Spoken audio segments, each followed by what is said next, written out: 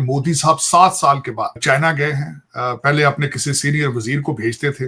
विश्व गुरु हैं, विश्व गुरु छोटे छोटे इवेंटों में तो नहीं जाते थे, उनका तो पहले कॉन्सेप्ट यही था। इस दफा एससीओ के पीछे ऑब्जेक्टिव सिर्फ एंटी डोनाल्ड ट्रंप है। जो सबसे बड़ा सवाल है कि मोदी साहब की जफी डिप्लोमेसी काम कर रही है कि नहीं कर रही है। आपने देखा वो जफियां डालते हैं और फिर ऊंचा ऊंचा हंसते भी हैं बगैर किसी सवाल जो आपको समझे बगैर मोड़ा। उनकी ट्रेडमार्क है कि वो हंसते हैं चाहे अगला रिस्पॉन्ड दे ना दे। आपने देखा होगा कि पिछले दिनों उन्हें एम्बेरसमेंट हुई थी, ब्रिटिश प्राइम मिनिस्टर अपना हाथ छुड़ाते रहे। मोदी साहब जो कि पहले एससीओ को लिफ्ट नहीं कराते थे, खुद गए हैं इस वक्त वहां से, और सिर्फ डोनाल्ड ट्रंप साहब जो है उनको वो प्रेशर क्रिएट करने के लिए गए हैं। वो प्रैक्टिस उन्होंने आज उसको डिफ्यूज किया है। जो उन्होंने ट्वीट की है, उन्होंने कहा कि भारत हमें अब्यूज कर रहा है, उन्होंने इसको डिफ्यूज किया है कि we are not getting into your trap. वो समझते हैं ये ट्रैप है, Washington DC is thinking about it. और उसकी वजह भी यही है कि चाइना के साथ भारत की जंगें हो चुकी हैं। Disputes are already there. Dalai Lama still sitting in India, इसको आपको नहीं भूलना चाहिए। फिर उसके बाद ये है कि क्या चाइना जो है वो भारत जो है क्या मुकम्मल जो है वो निकल चुका है। वॉशिंगटन डीसी में आज ये स्टेटमेंट देके कि भारत ने 0 टैरिफ जो है वो किया है, लेकिन वो स्टिल नॉट इंटरेस्टेड। इस पे अगर देखा जाए तो क्या इस पे ये उनका जो है सारा प्रेशर जो है वो Washington DC is not receiving.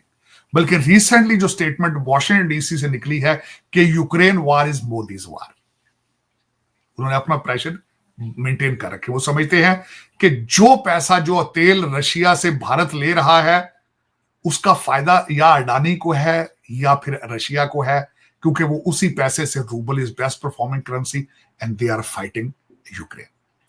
तो ये दोनों तरफ से प्रेशर क्रिएट करने की कोशिश की जा रही है। नुकसान किसका है? और फिर दूसरा, यहां पे कल परसों जो है जरीदे लिखेंगे कि 1 लाख भारतीय हर साल अमेरिका आता था। यहां पे अमेरिकन को जॉबें नहीं मिल रही थी, इंडियंस को मिल रही थी। वो सस्ता काम करते थे, अमेरिकन वर्कर्स नहीं। आपने देखा होगा, इसकी मैं पीछे बताना चाहूंगा। एप्पल को डोनाल्ड ट्रंप साहब ने कहा था कि तुमने भारत में नहीं जाना। बार बार वो कह चुके हैं भारतीयों को हायर ना करें, आप अमेरिकन को हायर करें। उनकी एजेंडे का हिस्सा है ये making America great again, manufacturing in America, hiring American, और बाहर से फैक्ट्रियों को वापस लेकर आना। ये उनका हिस्सा है ये सारी चीजें। बल्कि यहां पे मैं एक और हैरान होऊंगा चीमा साहब, मैं समझता हूं कि मेरे ख्याल में इस वक्त भारत के अंदर जो है वो रिलेशनशिप के अंदर दरारें आ रही हैं। वॉशिंगटन डीसी ये भी देख रहा है कि doctor Jaishankar not going to China is a huge big deal. अंदर इनके इख्तलाफात शुरू हो चुके हैं, ये भी देखा जा रहा है। मैंने आपको पहले भी अर्ज किया था कि वॉशिंगटन डीसी इस लेंस से भी देख रहा है कि RSS even then is looking for alternate leadership. तो उसमें चीमा साहब देखा जाए तो ये जो डॉक्टर जयशंकर का साहब का साथ ना जाना, ये भी उसी का हिस्सा है। बल्कि वॉशिंगटन डीसी ये देख रहा है कि जापान से होकर चाइना जाना, इन्होंने एक ही टाइम पर ना सिर्फ अमेरिका को स्नब करने की कोशिश कर रहे हैं बल्कि चाइना को स्नब करने की कोशिश कर रहे हैं। कंफ्यूजन यहां पे ये है कि शायद जो परेड है उसमें भारत को इनविटेशन ही नहीं दी गई, लेकिन भारत एक्सक्यूज यूज कर रहा है कि हमारे जापानीज ने हमें कहा था कि don't go to the parade of China.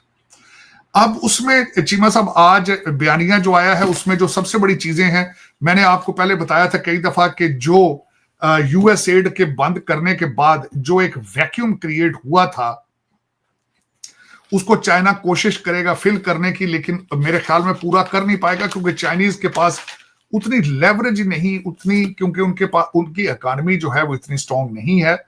उन्होंने आज आखिरी उन्होंने कहा है, दोनों चीजें हैं कि $280 मिलियन जो है वो मेंबर कंट्रीज को फ्री एड देगा बीजिंग। दूसरा जो है पुतिन साहब ने कहा है कि जो एससीओ के मेंबर हैं उन्हें अपने बॉन्ड का इजरा करना चाहिए। तो क्या इसको किस तरीके से डोनाल्ड ट्रंप लेंगे? Donald Trump is on a full fledge.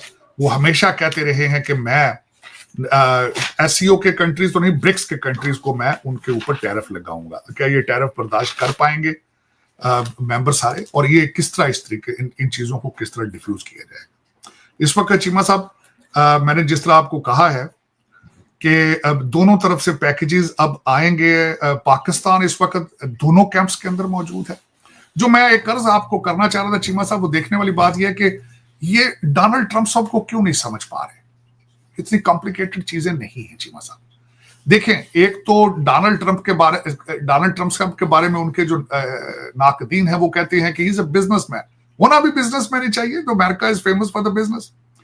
उनकी किताबें उनके बारे में लिखी जा चुकी हैं, उनको क्यों नहीं पढ़ते। अब डोनाल्ड ट्रंप साहब की हर बात में से एक चीज निकलती है, ट्रेड ट्रेड ट्रेड ट्रेड। तो ये कौन सा इतना मुश्किल लफ्ज है जो भारत की फॉरेन पॉलिसी बनाने वालों को समझ नहीं आ रही।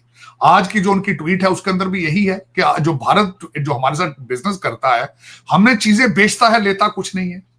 ट्रेड का मतलब क्या होता है कि चीजों का एक्सचेंज करना, बेचना, उसको बैलेंस करना।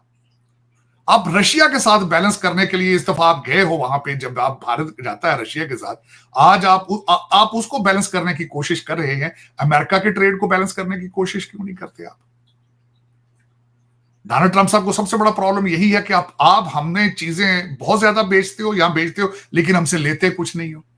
क्यों नहीं लेते हो भी आप हमसे? सिंपल है। तो ये दर हकीकत मेरे ख्याल में इस वक्त अगर देखा जाए तो इश्यूज हैं जो बड़े सॉल्वेबल हैं, लेकिन इस वक्त आपका जो उनके टीवी चैनल्स, जो उन्होंने एक विश्व गुरु का कॉन्सेप्ट इतना बड़ा बना दिया था, एक पर्सोना इतना बड़ा क्रिएट कर दिया गया था, जो घसीट के इन सबको बंद गली में ले गया है। अब उस गली में से वापस निकलना बहुत मुश्किल हो चुका है। अब वो समझते हैं कि अगर अमेरिका से उनकी टर्म्स पर डील करेंगे तो ये शिकस्त होगी हमारी। लेकिन अब देखें कि how can you sacrifice your own people and your economy. If you willing to do it then go ahead do it.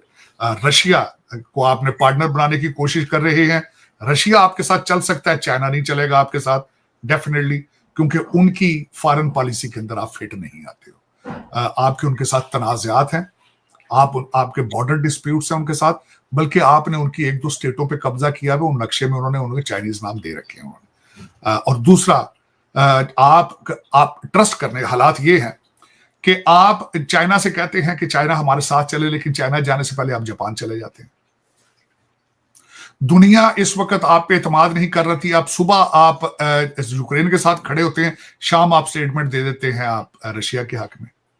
सुबह आप गाजा के लिए स्टेटमेंट देते हैं, शाम को आप इसराइल के हक में चले जाते हैं। आप इस वक्त दुनिया को बिल्कुल पता नहीं चल रहा कि आप क्या है। इसका आप नाम देते हैं स्ट्रेटेजिकल अटॉनमी, लेकिन ये कि कंफ्यूजन है।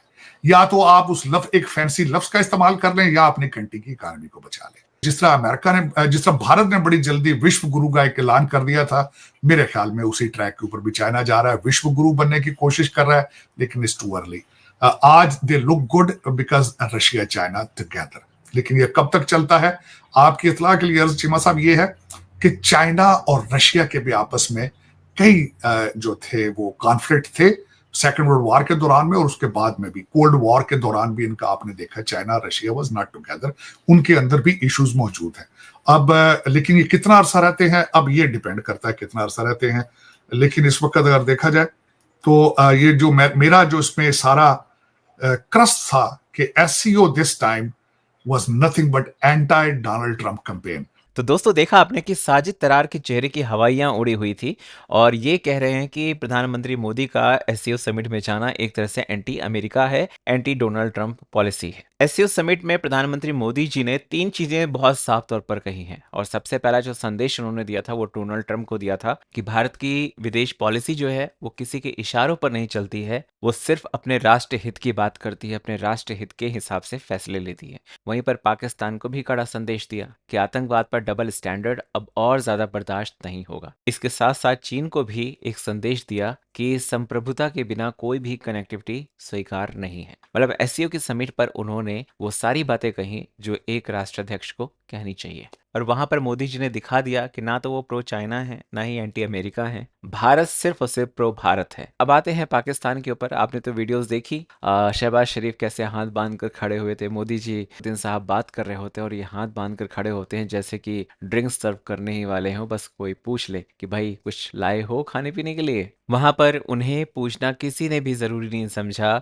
वायरल वीडियो में तो साफ तौर पर दिखा है कि भाई ऐसे शहबाज शरीफ को नजरअंदाज किया गया जैसे बिरयानी बिरयानी में इलायची को हम कई बार साइड कर देते हैं, ठीक उसी प्रकार से सोशल मीडिया पे बहुत सारा मजाक भी उनका बना।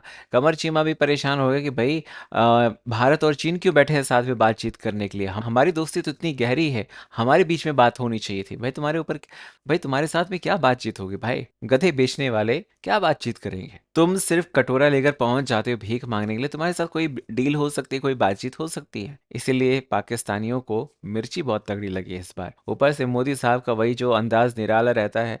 देखो, कोई बंदा अगर बात करता है, जैसे आप भी बात करते होंगे, मैं भी बात करता हूँ, या कोई भी बात करता है, हर किसी का अपना एक अंदाज होता है, अपना भाव होता है, वो उसी तरह से रहता है, उसी तरह से बात करता है। जरूरी नहीं कि वो किसी को दिखा रहा है या बनावटी कोई चीज कर रहा होता है।